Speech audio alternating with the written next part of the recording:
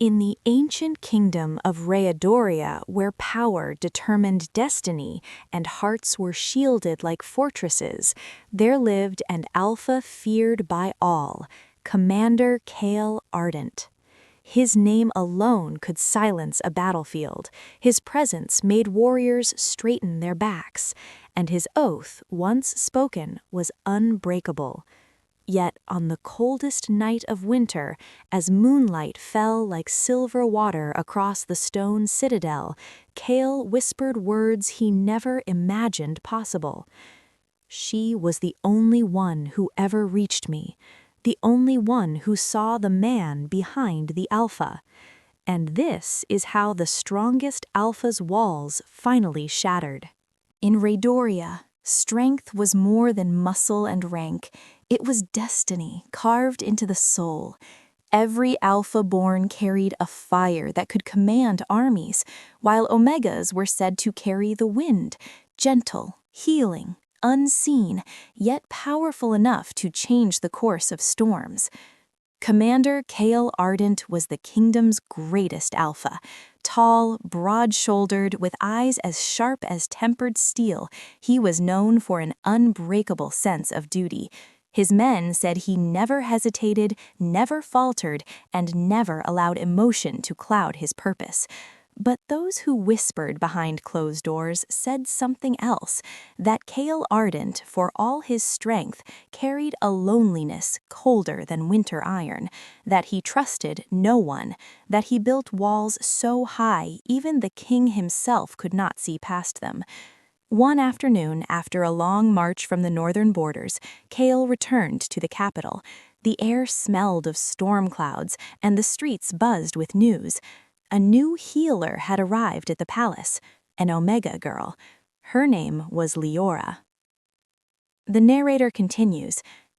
She was nothing like the court expected. She moved quietly, almost like a breeze drifting through the halls, her presence soft but strangely grounding. Where others sought to impress, she sought only to serve. Where others adorned themselves with jewels, she wore simplicity with grace. Kael met her by accident. He entered the palace infirmary expecting to find the elder physicians, but instead saw a girl kneeling beside an injured soldier. She worked silently, her movements calm, her expression focused. Light from the high window touched her hair, turning it into a soft golden halo. The soldier she healed murmured to Kael later, "She didn't just mend the wound, she brought peace where there was none." Kael dismissed the comment. He did not believe in peace. But that quiet Omega girl lingered in his thoughts longer than he liked. Raedoria faced rising threats. A mysterious force grew beyond the northern mountains, beasts unlike any known, driven by a darkness that spread like poison through the land. The king summoned Kael. "Lead the defense," he ordered. "You always stand between us and ruin." Kael bowed. Duty was all he knew. But before leaving the palace, the king added, "Take the Omega healer with you." Kael stiffened at the command. He turned sharply and said through the narrator's voice, "An Omega is not meant for the battlefield." But the king insisted. Liora was gifted, he said, more gifted than anyone realized.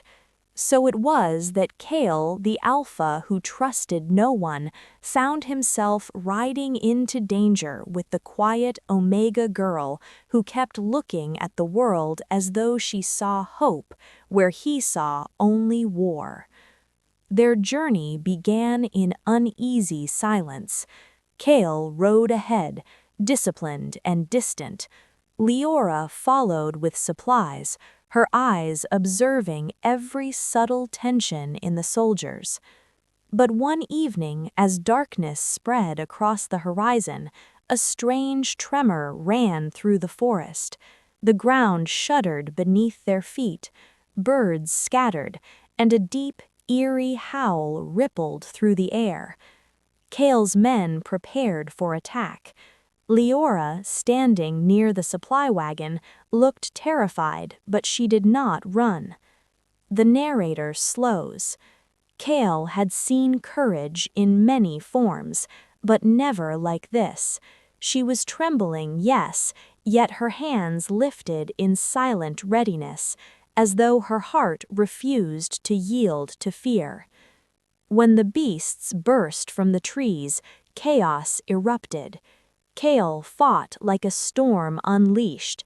His blade struck with precision, his commands sharp as thunder. But he did not notice the third beast circling behind him. Liora did.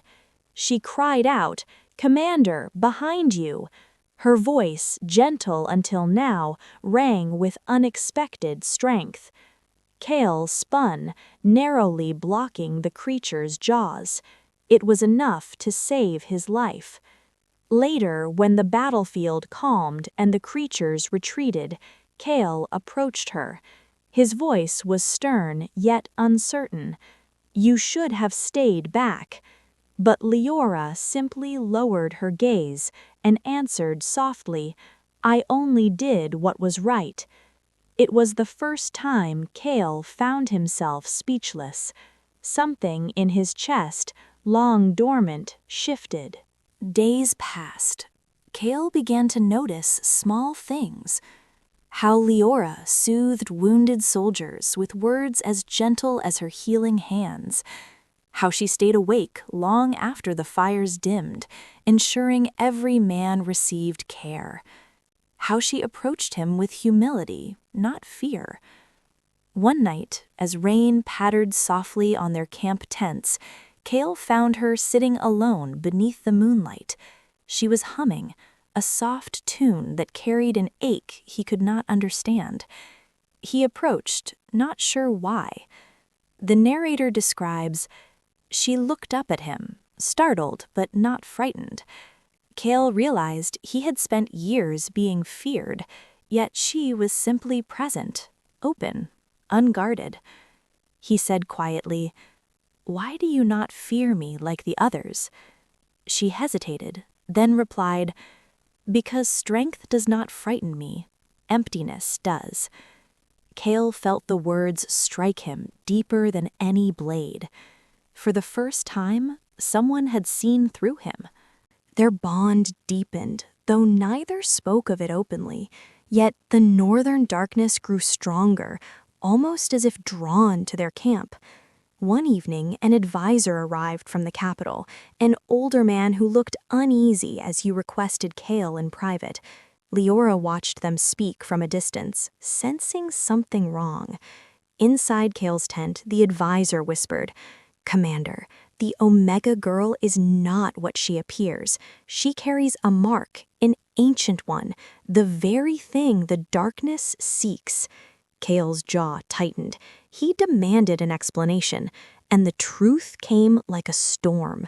Liora was not just a healer, she was the last descendant of a long-lost bloodline, an Omega line said to hold the power to calm the darkness itself, a gift so rare that entire armies once sought it. This was why the king sent her with Kael, not to heal the soldiers, but to deal with the spreading evil threatening their land. The narrator deepens the tension. Kael's heart thundered, not with fear of danger, but with fear of losing the one person who made him feel alive again. He confronted Liora. She did not deny it. She simply whispered, "I didn't tell you because I didn't want to be seen only as a tool." Her voice trembled, and Kael felt something inside him crack. She feared not for her safety, but for being used once again for her gift. For a moment, he wanted to reassure her, to say she meant far more than her power, but the words lodged behind his throat, trapped behind years of hardened silence. The darkness attacked sooner than they expected. One night, the sky split open with chains of roaring shadows. The ground quivered as monstrous shapes emerged, drawn not to the soldiers, but to Liora. Kael saw it immediately. The commander who never hesitated suddenly felt fear, pure, unfiltered fear, the narrator says softly. The beasts charged, not for war, but for capture.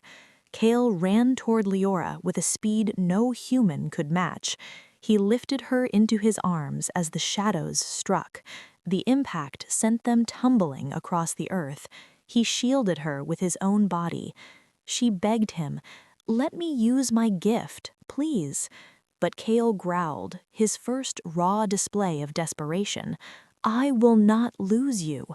The shadows grew thicker. Liora's powers awakened in response, a soft wind swirling from her palms, glowing faintly with silver light. But the more she used it, the weaker she became. Kael saw her knees shaking, her breathing turning shallow. He grabbed her shoulders and whispered, "Liora, stop. You will destroy yourself." She looked up at him, tears forming. "Then tell me what I mean to you, so I have a reason to stop." Kael's heart slammed against his ribs. He was the strongest alpha, the unbreakable commander, yet in that moment he could not speak, and his silence cost them everything. A surge of darkness blasted through the camp, separating them. Liora was swept away, her faint glow swallowed by the storm. Kael roared her name, but the night drowned his voice. When the darkness faded, Liora was gone. Kael fell to his knees. The narrator paints the scene. The strongest alpha in Raedoria bowed his head to the ashes of his camp, not because he was defeated by the enemy, but because he was defeated by his own silence. His men approached cautiously, never having seen him break. They waited for orders. Kael rose slowly, his eyes no longer steel, but fire. He declared, "We are going to retrieve her, even if we must walk through every shadow of this land." And so they marched toward the heart of the corrupted mountains. The journey was brutal. Storms of darkness battered them. Whispers clawed at their minds. But Kael pressed forward, fueled by a fierce determination he had never known. At last, they found her. Liora lay on an altar of stone, surrounded by swirling shadows that fed on her power, draining her light little by little. Kael stepped forward alone. The shadows closed around him, sensing his strength, seeking to destroy it. He fought through them with every ounce of will. The narrator intensifies. In that moment, Kael was not fighting as an alpha, not as a commander, not as a legend, but as a man who had finally found something worth breaking for. He reached Liora, collapsed beside her, and whispered the words he should have spoken long ago. "You are more to me than destiny, more than duty, more than power. You are the only one who ever saw the man beneath the armor. Liora, come back to me." Her eyes fluttered. A soft, weak smile formed. "Then break your walls, Kael, and I will." With a trembling breath, Kael lifted her into his arms. A burst of brilliant light erupted from her body, gentle, pure, healing. The shadows recoiled as though burned.